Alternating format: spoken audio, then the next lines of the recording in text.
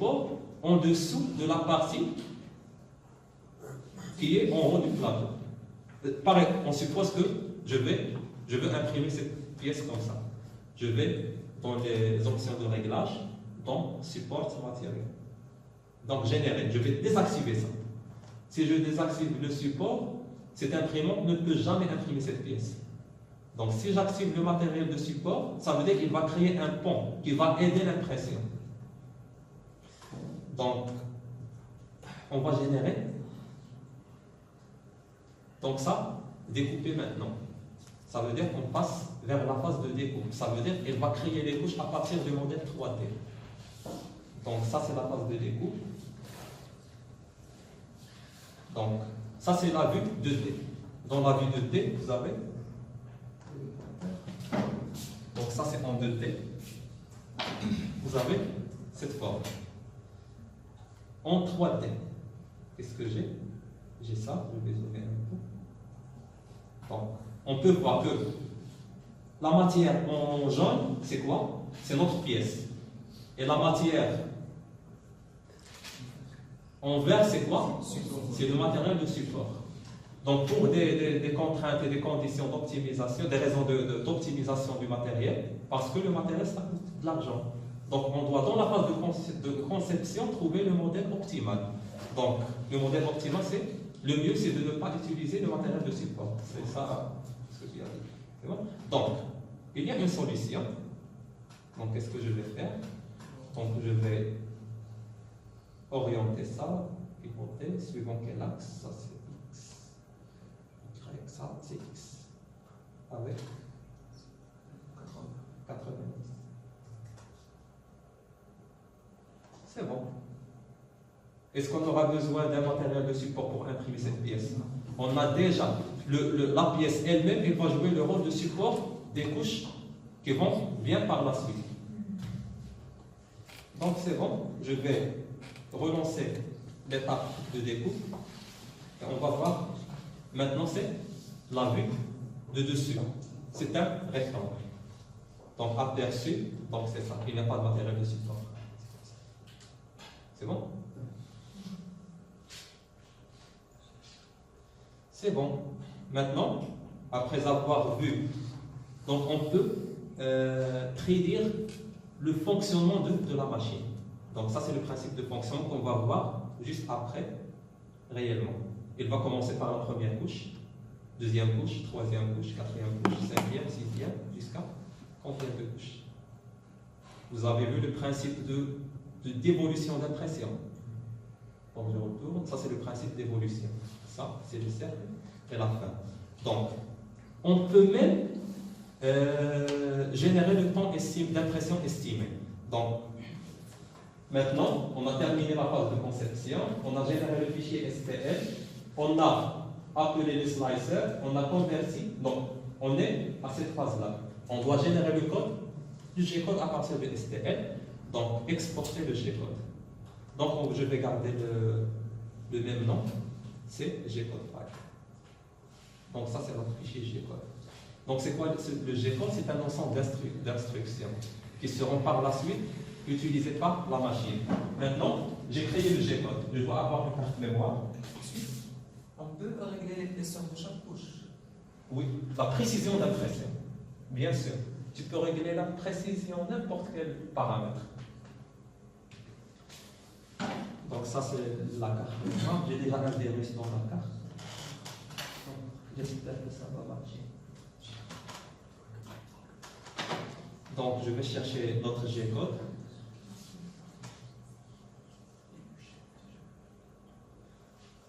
Ça c'est le G-code, c'est AZ. Ça c'est notre programme. Donc ce programme il est compréhensible par l'imprimante 3D. Donc je vais essayer de vous montrer le contenu de ce fichier.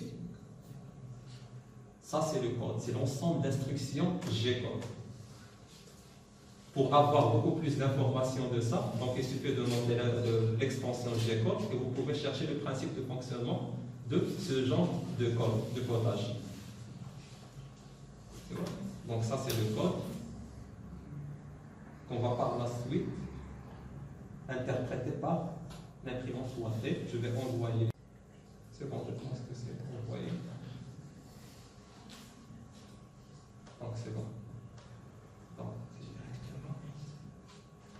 Maintenant, on est dans la phase de SP. Donc ça, c'est la phase la plus critique. C'est, donc j'ai déjà configuré l'imprimante. Donc,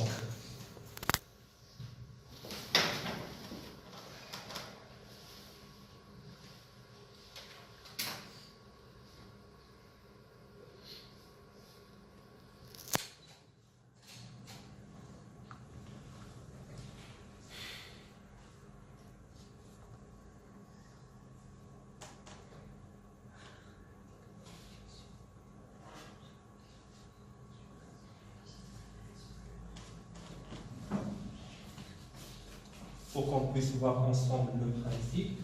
Donc, tout d'abord, je vais imprimer.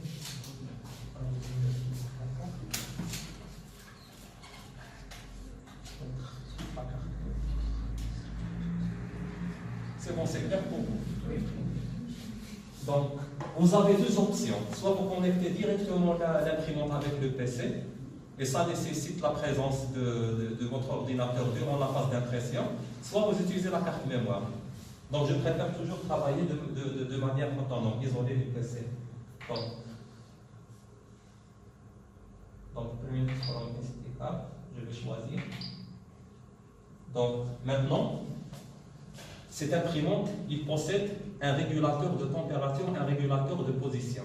Donc, il travaille avec le régulateur PIT. Si vous avez déjà vu, vous avez déjà des prérequis, des connaissances de base dans l'automatique, vous pouvez comprendre le principe. Ça commence à stabiliser les deux températures. On a deux températures. On a la température du plateau, qui ne peut pas dépasser les 60 degrés, et on a la température de fusion du plastique. Donc, le matériau qu'on va utiliser, c'est le plastique. C'est bon? Le plastique, déjà, je pense que. Donc, ça, c'est chauffage du verre à 50 degrés.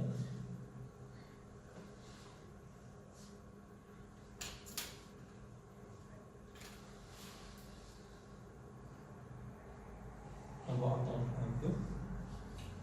Donc, parmi les points forts de cette imprimante, c'est qu'elle est capable de, quelle que soit l'orientation du plateau, elle est capable de détecter les erreurs d'orientation. Donc, avant de commencer la phase d'impression, il commence par une étape d'étalonnage. Ça veut dire qu'il va prendre 9 points de référence. Et en fonction de ces 9 points de référence, il commence l'impression. Ça veut dire, quelle que soit la position initiale, il se base sur des points de référence qui sont détectés au début de chaque étape d'impression, et en fonction de ces 9 points, il est capable de détecter la position exacte de la tête d'impression. Donc ça c'est 47 degrés, 48 degrés. Il va commencer 49 à 50 degrés, ça va commencer. Ça 50 degrés. Donc la position Z c'est 0. C'est 50 degrés, il doit commencer maintenant.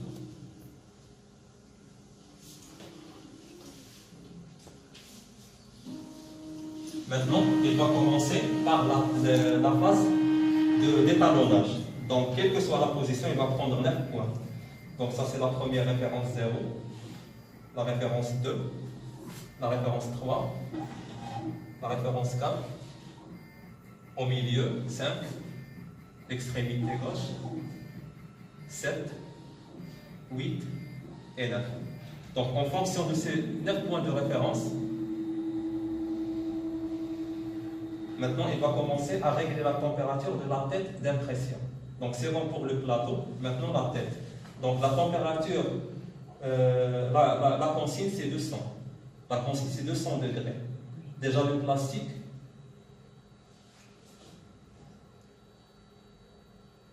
« 128, 130 degrés, 135. Donc, on va attendre. 140, 150. Donc on va attendre un peu.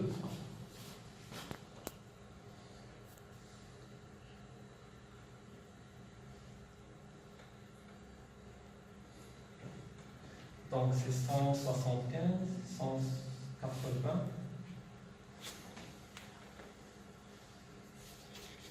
Donc normalement il faut régler au départ la distance entre 0,1 mm. Et pour ce faire, il y a une procédure dynamique. Maintenant, il commence.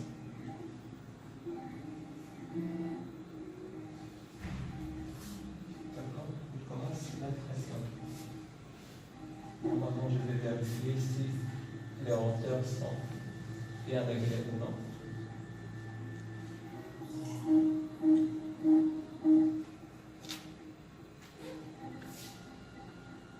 Maintenant, c'est la couche 2.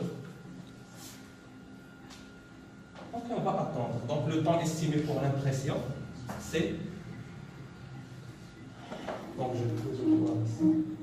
le temps estimé, c'est combien? C'est 5 minutes et 20 secondes. Et le temps, il est exact. Si vous lancez un chronomètre maintenant, juste après 5 minutes 20 secondes, ça va terminer.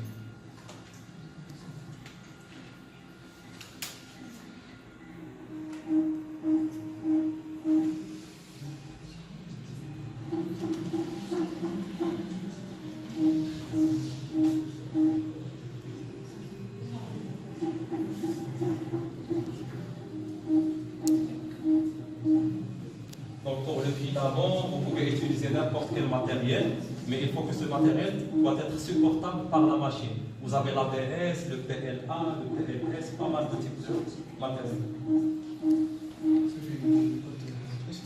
Oui. Non, ça coûte entre 25 $ et 30 $. Non, pour le 500 mètres. Pour 1 kg. Donc le diamètre de ce filament, c'est 1,75 mm. Donc ça, c'est concernant la conception assistée par ordinateur.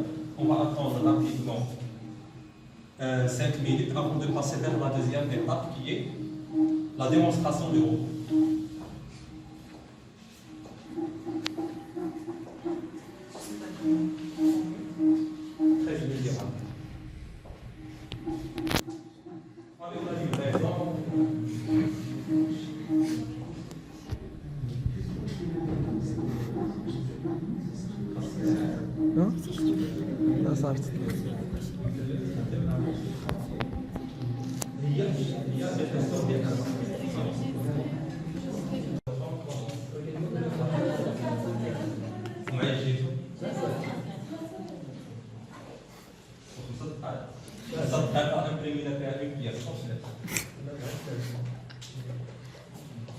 C'est terminé. Maintenant, on a la pièce. Vous avez vu la pièce créée à partir de deux matières premières. Donc on va attendre quelques secondes.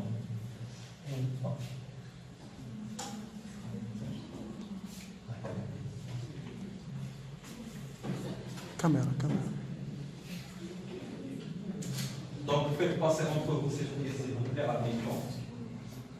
Donc comparez la pièce. Si vous avez une règle, vous pouvez mesurer les distances. Donc les contraintes mécaniques sont exactement les mêmes.